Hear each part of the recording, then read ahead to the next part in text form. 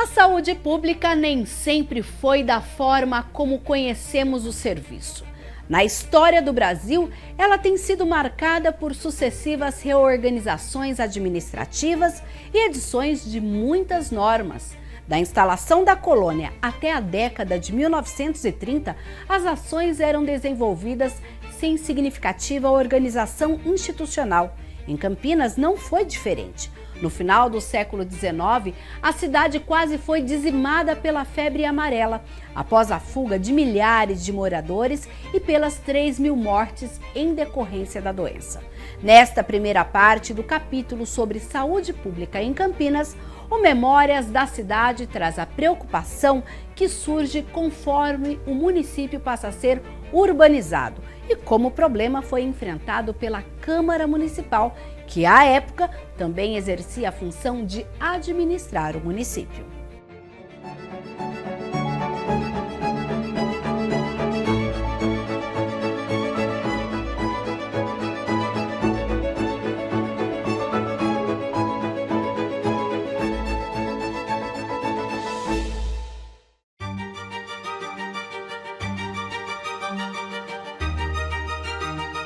Que é uma cidade que ela estava em formação ainda, ela não tinha nesse espaço de tempo 10, 15 mil pessoas e ela teve uma imigração muito rápida, né? Não só por causa que ela é uma passagem do caminho de Goiás, mas também o desenvolvimento agrícola que aqui vai ocorrer.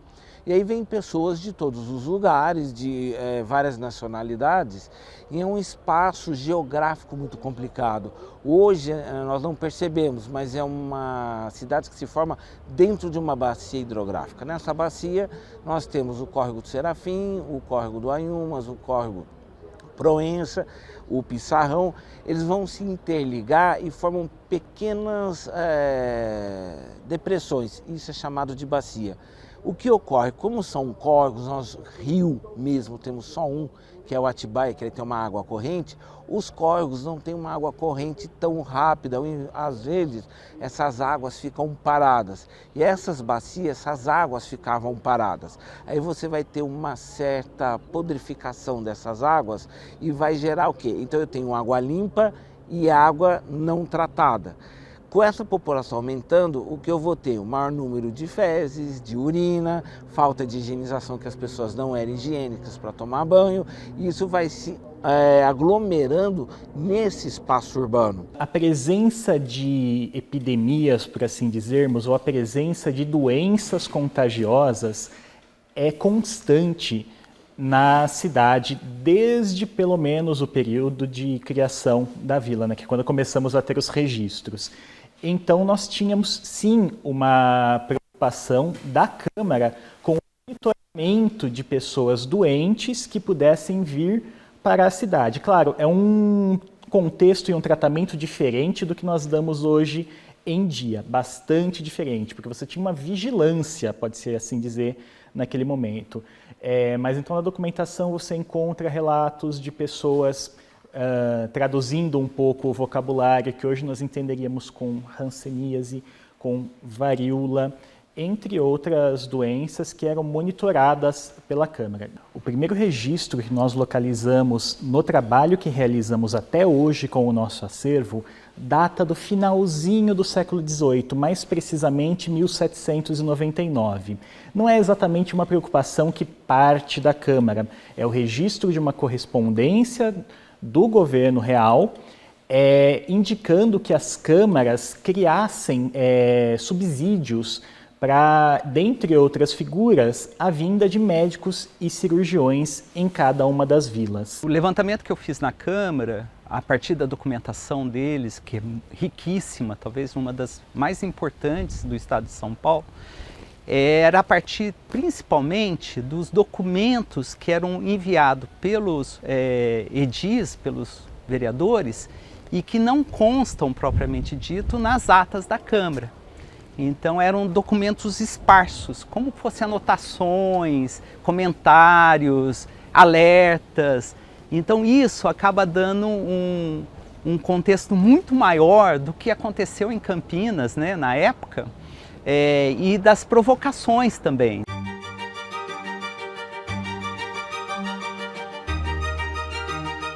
É um problema que até então ele passa a ser resolvido já com a criação da capela depois de 1774. Nessa questão, eu tinha um corpo. Então, para poder, Campinas é um bairro rural, nós estamos falando dessa época, para sair daqui, né, que era a Campinas no Mato Grosso ainda. Eu tinha que levar o corpo a Jundiaí, porque aqui eu não tenho um Campo Santo. Então, para ir para Jundiaí demorava de 2 a 3 dias. Era feito um processo de empanamento no corpo. Esse processo se empanava mesmo o pano nas pernas, depois fechava, pano no corpo, depois nos braços, na cabeça e levava na mão, dentro de uma carroça. Durante 2, 3 dias esse corpo ia pudrificando. Então ia soltando aquele sumo, né, cadavérico, e quando chegava em Jundiaí o corpo já estava em várias situações. Lógico que esse sumo acabava caindo e pessoas ficavam doentes, aí voltava para cá. Então, qual é a ideia nesse primeiro momento? Não, precisa de um Campo Santo. 1784, por aí, há uma grande discussão dos vilarões, né, que são os vilarejos, as pessoas que moravam aqui, porque, olha, não tem essa condição, eu quero um Campo Santo, aí você mistura a religiosidade com a questão da saúde, não dá para levar, tal, são pessoas, entre aspas, abastadas, e daí? Aí a igreja em Jundiaí manda uma petição para São Paulo, para a Cúria. Em São Paulo fala, tudo bem, é um bairro rural, se aceita uma capela. Aí nós temos, já havia a primeira missa, ainda ia se fazer a capela, não provisória, a capela definitiva. Com a construção da capela definitiva, aí é que começa a enterrar esses mortos, entre aspas, campineiros, aqui. Lógico, essa terra não está tratada, você não põe o tal dos 7 palmas, se colocava por cima, e aí, para piorar, era um costume à época, se enterrava dentro da igreja. Lógico que isso contaminava a terra e todo aquele conjunto. Onde está a Basílica do Carmo hoje, havia uma antes.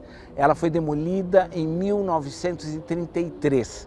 Né? Essa primeira igreja, que ela tem uma estrutura de pedra e taipa, era ali que se enterrava esses mortos.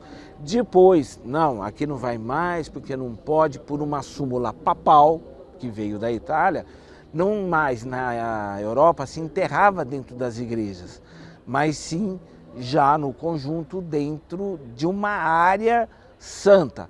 Aí nós vamos ter as primeiras formações da Igreja do Rosário, e aí do lado eu passo a fazer os enterramentos lá. Então você tinha a Capela do Rosário, que é uma coisa, e do lado, hoje seria o edifício Colúmbia, entre General Osório e Francisco Glicério, ali seria esses enterramentos. Você tem movimentos mais generalizados em um contexto até mais amplo, de tirar os cemitérios, por exemplo, de áreas associadas às igrejas, né? Então você tem, mais no início do século XIX mesmo, alguns movimentos querendo evitar que as pessoas fossem sepultadas junto a igrejas.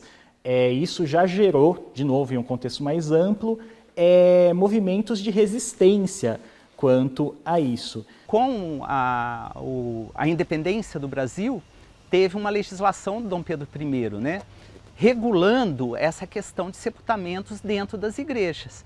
E aí Campinas, a sua Câmara, ela adotou imediatamente essas recomendações. Então ela procurou um terreno distante da cidade para fazer os sepultamentos e permitindo ainda o cemitério dos cativos a ser sepultados, porque eles ficavam à margem de uma estrada, da Estrada dos Tropeiros, a estrada da Campinas Velha. E aí eles vão fazer um cemitério a 1 quilômetro de distância. E isso inaugurado em 1829.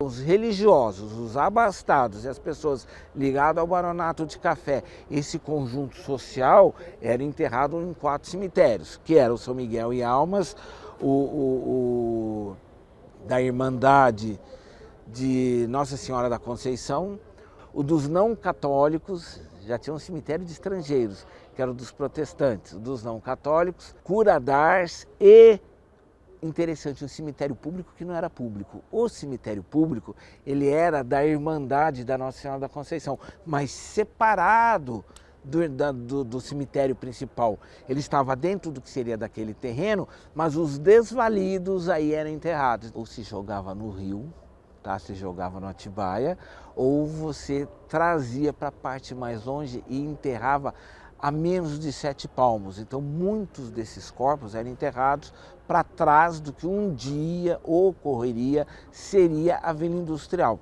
Tá? Naquele momento eu não tenho vila industrial, não tenho ferrovia, mas era daqui para trás que se enterrava.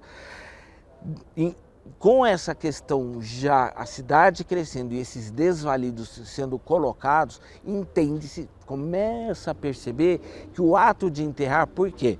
Você tinha cachorros que vinham, pegavam ossos humanos e saía levando pela cidade. Carne putrificada, você sentia aquele cheiro, as pessoas pegavam isso, não, está mal enterrado. Lógico que tudo isso se contaminava.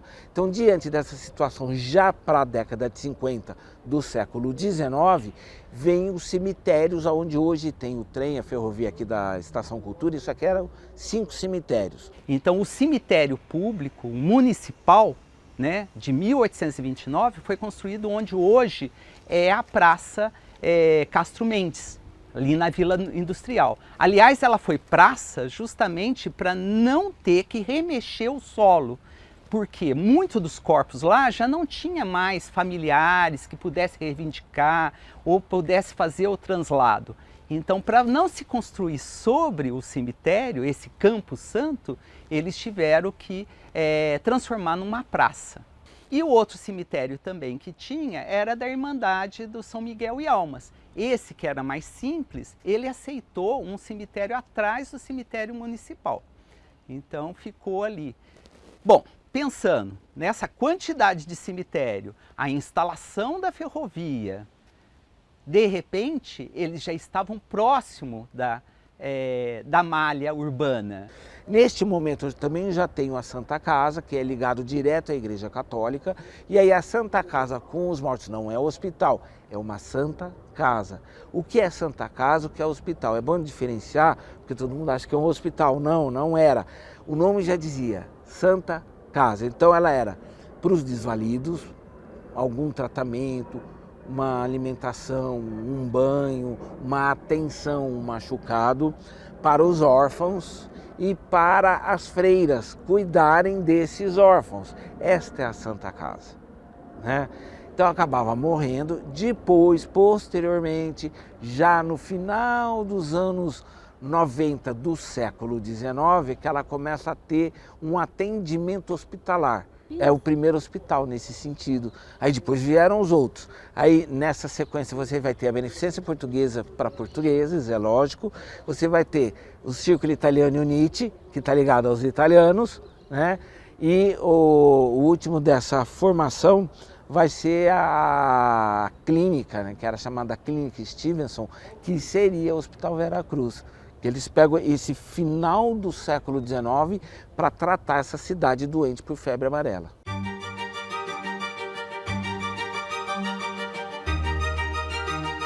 Está tudo ligado à nossa geografia e essa população que aqui está crescendo. Então, o desenvolvimento da cidade está ligado direto à falta de saúde. Teve a febre amarela, é uma epidemia que ocorre no país? Então nós vamos ter Rio de Janeiro, Santos, Salvador, as grandes capitais que estavam no litoral, por quê? Calor, muita chuva e água parada. Isso até hoje ocorre. Só que Campinas, por que o interior ele devasta, né? A partir de nós? Só para a gente ter uma ideia, Campinas tinha nesse momento, no final de 1880, né, que é os anos 87, 88, 89, até 93, que é esse período, Campinas tinha 45 mil pessoas, ficamos com 3 mil. Morreram em torno de 3 mil. As demais foram embora, ou foi para São Paulo, capital, ou ficou na região. Mogi-mirim, Serra Negra, Amparo, áreas mais frias. O que se sabia? Que o volume de água era que transmitia um tipo de doença, mas qual e por que a água? Entendia-se que era água, mas até compreender isso vai ocorrer depois, a água parada, isso nós já sabemos. Então eu tenho uma população com falta de higiene de um modo geral, uma população suja, que não tinha hábito de banho, não tinha hábitos alimentares saudáveis, esses enterramentos muito mal feitos. A cidade sempre ventava e, detalhe, Campinas tinha uma temperatura muito quente, era uma cidade de calor, né, ainda é, e muito fria. Esse descompasso não dava para entender porque tinha época no momento que a febre amarela aumentava e tinha época que a febre amarela diminuía.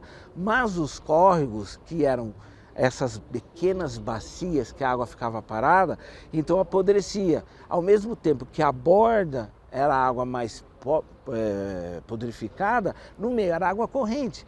Então, onde é que o mosquito Aedes aegypti fazia? Nessas bacias. Então, um exemplo mais prático. Nós temos ali na Barão de Jaguara, que foi a primeira canalização por causa da saúde, a água sai lá da Ponte Preta, ela vinha descendo o Barão de Jaguara, ela encharcava, inundava o Largo do Pará, continuava descendo, chegava até o Carlos Gomes, inundava, seguia o córrego da hoje Avenida Anchieta, desembocava na Avenida Orozimbo-Maia, e tudo aquilo é água parada. Então, para um criador de mosquito da Aedes aegypti é enorme. Para uma população reduzida, né, não é uma população grande, essa doença proliferou. Desde o finalzinho da década de 1890, a gente tem uma ação bastante forte da Câmara ali. Praticamente toda a sessão tem a discussão da epidemia de febre amarela que assolava a cidade. E são diversas epidemias no decorrer da década de 1890. E essa discussão é muito constante, é muito marcante. Então os vereadores estão ali toda a sessão tratando de diversos assuntos relacionados a essa situação. São Paulo estava em torno de 41, 42 mil a capital, aqui tinha 45 mil, justamente pelo desenvolvimento da ferrovia, das tecelagens, dos curtumes. A ideia do curtume também é extremamente maléfico para a saúde, porque o sangue jogava. Aí nós tínhamos também aqui embaixo, que infelizmente hoje não tem nem o edifício, que era do Ramos de Azevedo, o matadouro municipal. Tudo isso envolve má saúde. Mas o que acontece? Eu tinha 45 mil, morreram 3 mil num prazo de 5 a 6 anos. Os outros 42 mil, de fato, foram embora. As empresas saíram daqui. A Companhia Mogiana de Estradas de Ferro pega a sede, que hoje nós chamamos de Palácio da Mogiana, era ali, ela pega essa sede inteira, todo o seu conjunto, leva para Mojimirim, passa a administrar a ferrovia de lá. A Paulista, que é outra ferrovia, que estava aqui onde nós estamos na Estação Cultura, essa era a estação da Companhia Paulista, eles tiram toda a administração daqui e levam para São Paulo. Né? Companhia Macard sai daqui, vai para Americana, as tecelagens vão para São Paulo. E aí esse conjunto industrial nascente, essa prestação de ser tudo isso vai embora, as pessoas vão embora. Muita gente volta para Jundiaí, vai para Amparo, vai para Serra Negra, porque começa o desenvolvimento, a ideia, a consciência que nas áreas mais frias eu não ficaria doente. Ainda não tinha o conhecimento do mosquito, mas que quando estava fria a doença diminuía, isso já era perceptível. Então daí, de fato, 43 mil pessoas em 10 anos foram embora. Ficaram 3 mil pessoas, sendo a maior parte médicos e os doentes que não tinham para onde ir, não tenho para onde ir, não tenho família, não conheço ninguém. Aí esses ficaram. Muitos deles morreram, né? Que são o Dr. Quirino, Tomás Alves, nossa, uma sequência deles que você tem em homenagens. Muitos morreram, Tomás Alves foi um deles. Eles entendiam que havia um problema. Esse problema era porque tinha muita água, mas por quê? O que a água tinha a ver com isso? A sujeira, né? Então, pela ciência daquela época, sabia que isso era um contexto. Agora, como eliminar isso? Limpando. Se eu limpo, não vou ter problemas. Não, ainda se sabia que ao limpar o ambiente, organizar e fazer com que essa água corresse, você eliminaria ratos, eliminaria a questão do Aedes aegypti e eliminaria as pessoas estarem fracas. Se a gente pensar bem, a cólera morbo é uma doença urbana. É urbana, naquele tempo era uma doença portuária, porque vinha assim em frequência. Agora, a febre amarela, ela era caracterizada por regiões quentes, né?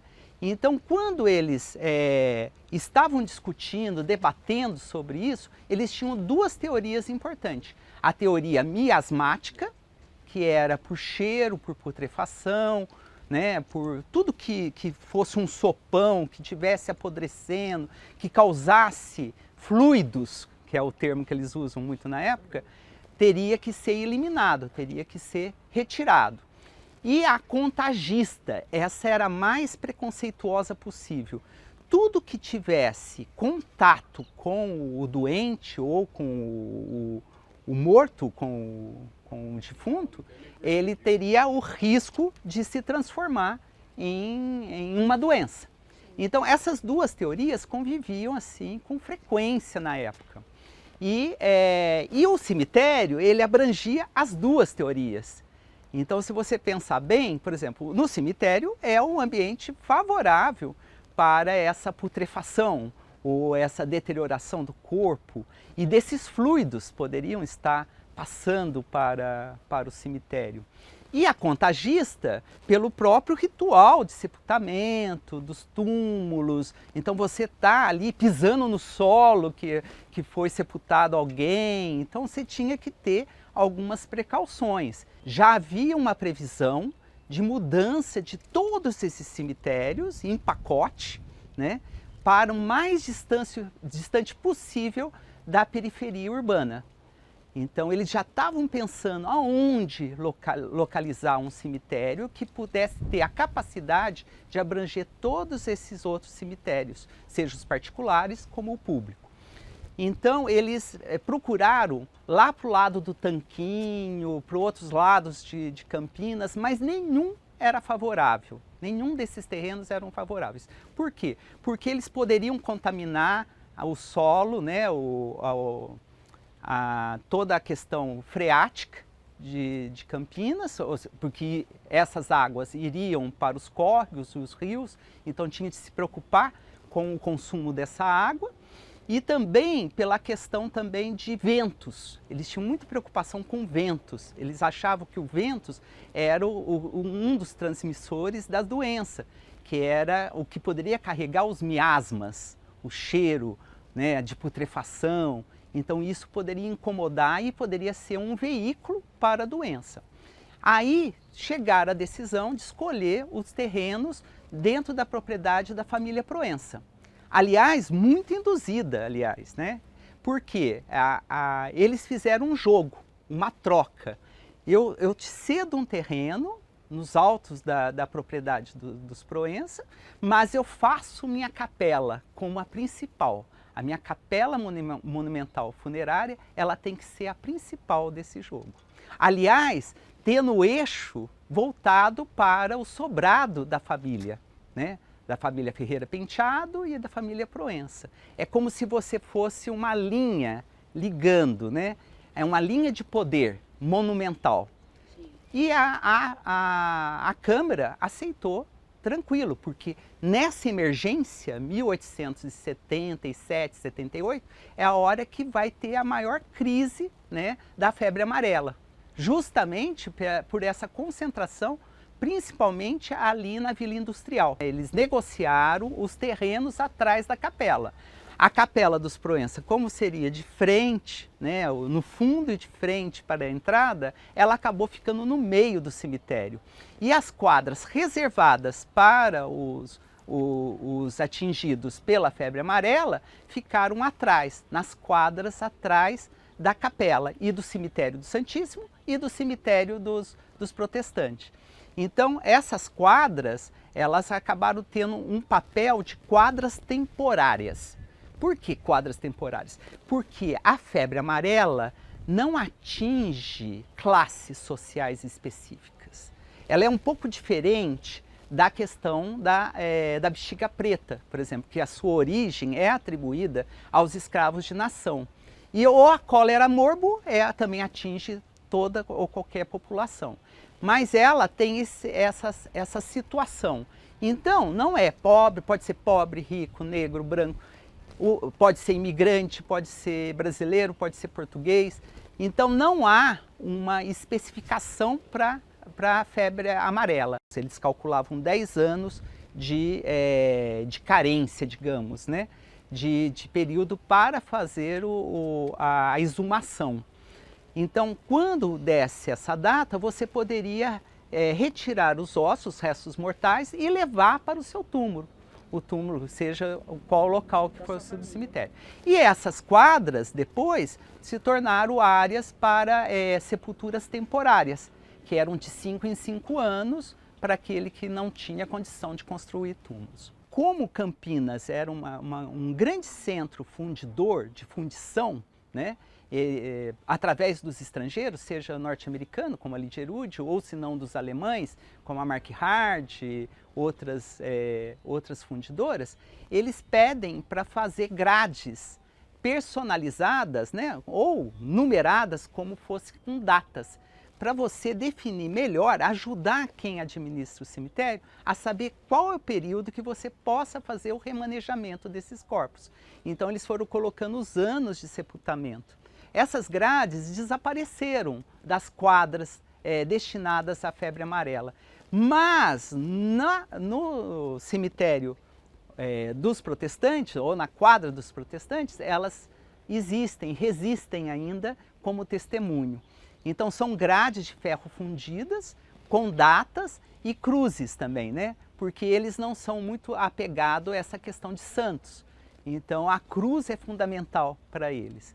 E é interessante que isso se repete no cemitério. E também na quadra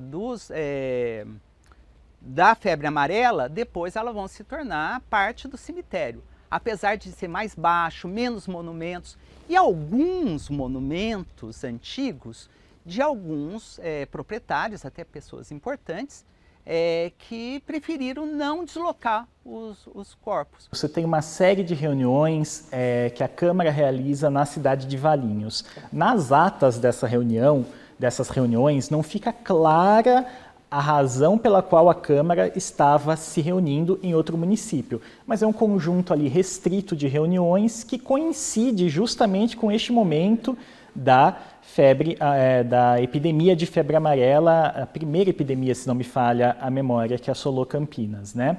Então, supõe-se que essa movimentação tenha ocorrido em função também da epidemia de febre amarela. A gente pode apontar determinados vereadores que tiveram uma atuação muito incisiva em relação à febre amarela. Um deles é o José Paulino, né? O José Paulino, inclusive, apresentou relatórios tratando de todas as ações que a Câmara havia tomado naquele momento. Nós temos Ângelo Simões também.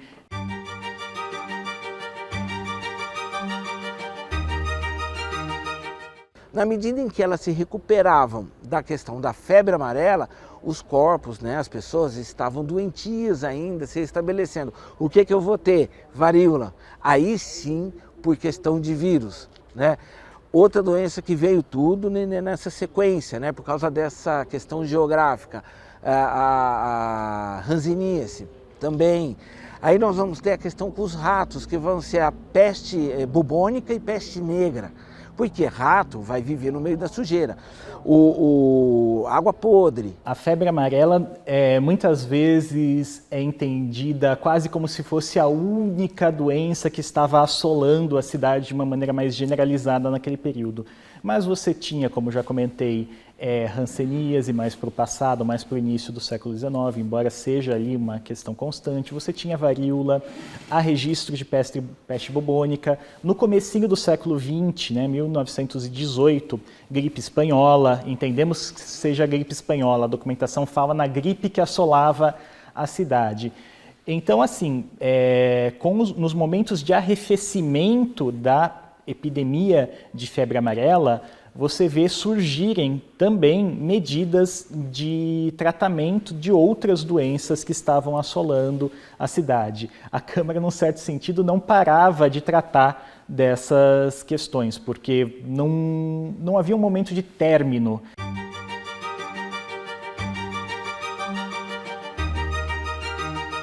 Você tinha, naquele momento, muito vigente uma teoria de miasmas, né? O que eram os miasmas? Os miasmas, falando grosso modo, eram entendidos como emanações de putrefação que transmitiam as doenças pelo ar. Tem o Largo do Pará parado, a água já com sujeira, chegava lá embaixo, era o lixão, imagina, a praça do Carlos Gomes completamente retida de lixo, com essa água suja, com esses mosquitos, era de fato o criadouro principal para todas essas doenças. E rato, aí eu vou ter todo esse contexto. Mas eu apontaria mais uma questão também, você tinha uma série de formas de tratamento, por exemplo, da água, de despejo de dejetos e tudo mais, que permitia uma proliferação maior de doenças. Aí existe uma teoria, né, de um pesquisador já falecido, José Roberto do Amaral Lapa, que ele afirma que a Câmara, tentando, não só a Câmara, né, mas algo mais generalizado na época, tentando se conter essas emanações de miasmas, você acabava, e essa teoria dos miasmas não é correta, mas você acabava, por exemplo, contendo a proliferação de vetores de doenças como a febre amarela, né, que é um mosquito. Então, ao você evitar determinados lugares, o acúmulo de água, o acúmulo de lixo e tudo mais, você imaginava que estava contendo a proliferação de miasmas, mas na verdade você estava contendo a proliferação dos mosquitos. Eu preciso limpar essa cidade. Essa cidade tem muita água suja, muita sujeira.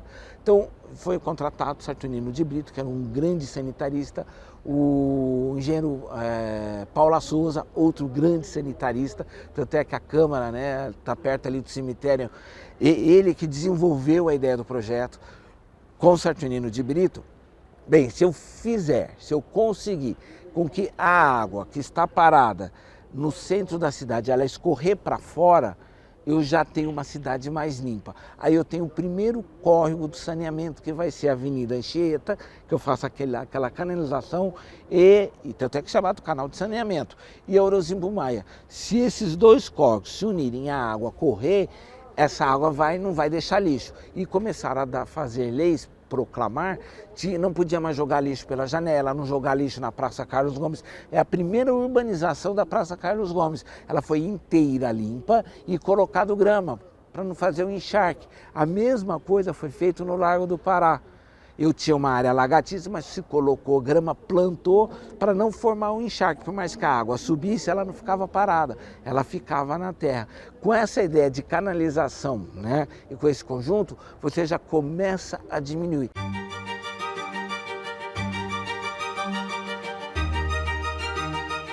Nós estamos aí com escravizados ou esses escravizados chegando, também uma boa parte saudáveis, mas outra não, vai se misturar com esses imigrantes, nós estamos outros imigrantes, não é só a imigração do século XIX que vieram italianos, espanhóis, poloneses e outros que nós tivemos aqui. A maior parte, lógico, vai ser desses aí.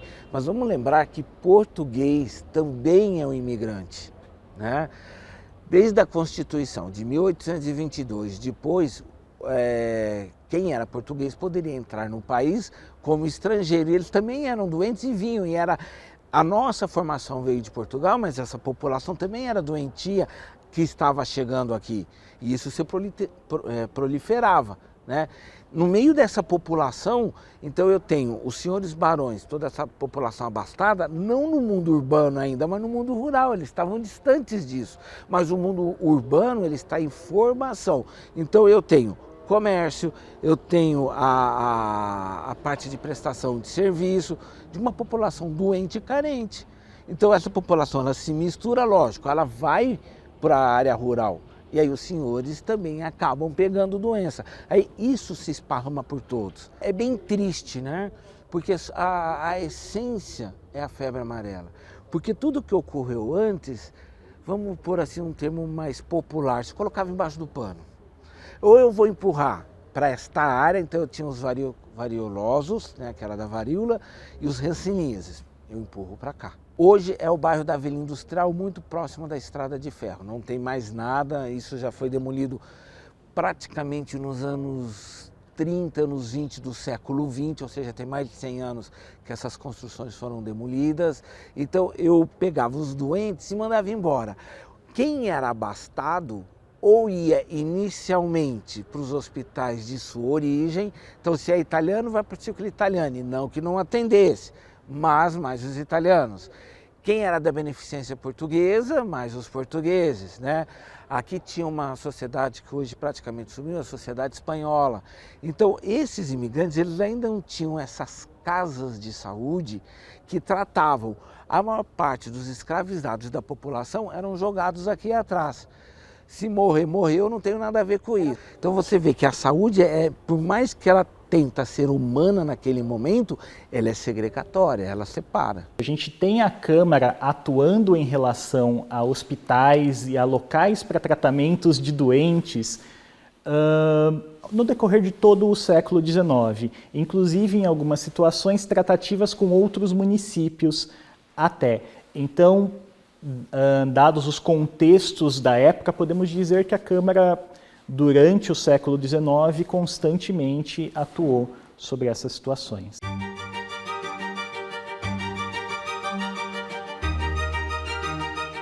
Aí vem a legislação de não jogar mais lixo na rua, de ter coletar. Vacinação foi um grande problema, as pessoas não aceitavam. No Rio de Janeiro, que tinha a ideia que Oswaldo Cruz sobre a briga da vacinação, porque se comentava por ignorância e por falta de conhecimento dessa população, de um modo geral, que a vacina ela não ajudava, mas ela te trazia doença. Era o contrário, eles não entendiam que a vacina era feita a partir de um vírus, de um conjunto científico que eliminava a doença. Para eles estavam injetando a doença para as pessoas morrerem. A Câmara teve em constante contato com médicos, com cirurgiões, com pesquisadores, e inclusive você tinha médicos que estavam exercendo a função de vereadores na Câmara, né? Então você tem sim esse diálogo constante com o que se tinha de conhecimento científico médico da época.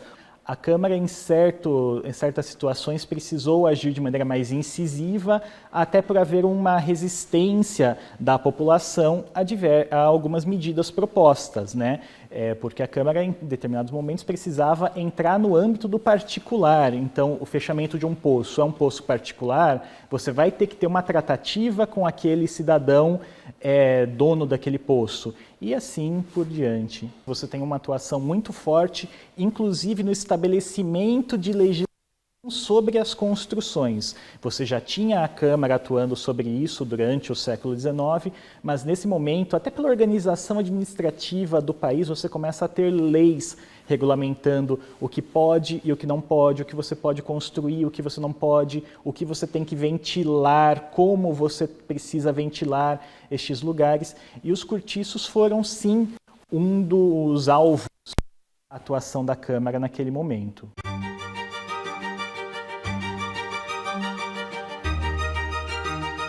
É uma população doente, uma população que vive no meio da sujeira. Aí eu vou ter os cortiços, a regulamentação que vai ocorrer de cortiço, o que ela é? Para tentar regular, naquele momento, que as casas, vamos lembrar que são casas de taipa, que tem insetos no meio dos veios, tudo isso. Então, para regulamentar, olha, se essa cidade ela tem que ser limpa, ela tem que ser limpa no modo geral. Então, não é só a água que está na rua, as casas também têm que ser higiênicas. E você não conseguia entrar nas casas. E as casas eram verdadeiras questões nojentas. Por quê? O termo nojento é mais radical, mas por quê? Eu tinha casas pequenas, tudo com quintal. O que eu tratava? Que era comum? Porco, galinha, animais domésticos, tudo com sujeira também, né? E aí, para entrar na casa, falar, olha, tem que vacinar, imagina, vocês querem me matar, e todo um universo de uma mente, então, não, mas é lei, não, e não tem lei nenhuma, não vou obedecer. E aí ia para a Câmara, olha, o Executivo está fazendo, que no caso a Câmara, tem que seguir isso, senão você não pode morar aqui, você vai embora daqui. Muita gente resolveu ir embora doente, porque não queria seguir a questão da saúde. Alguns, por meio de força da lei e da Câmara do Executivo, bem, já que está mandando, eu vou obedecer. Aí que com essa legislação mais rigorosa é que as pessoas começaram a obedecer. A Câmara atuou frequentemente em relação à vacinação, de novo, desde o começo do 19, né? Você tem, por exemplo, ofícios solicitando que se buscasse, lá no começo do 19, pessoas aptas para exercer a vacinação, né? O que era uma pessoa apta a vacinar naquele momento? Você pedia um médico ou um cirurgião, ou, na ausência dessas figuras, a gente tem o registro do documento, alguém que fosse alfabetizado, né? E, claro, com o passar do tempo, com o decorrer do tempo no século XIX, você tem as transformações nesses procedimentos e tudo mais. Você tem, inclusive, registros de correspondência, e neste caso, indica-se que sim, havia uma certa resistência a determinados procedimentos, solicitando que as pessoas fossem obrigadas, né, que se criasse uma norma obrigando as pessoas que foram vacinadas a se apresentarem para poderem fornecer o pus vacínico, né, porque o pus era retirado de uma pessoa para outra para que outras pessoas pudessem ser vacinadas. Nós se não me falha a memória, a correspondência chega a mencionar que era necessário criar essa regra porque as pessoas se vacinavam, entendemos que eram orientadas a retornar e não voltavam, né? Então havia sim algumas resistências nesse sentido.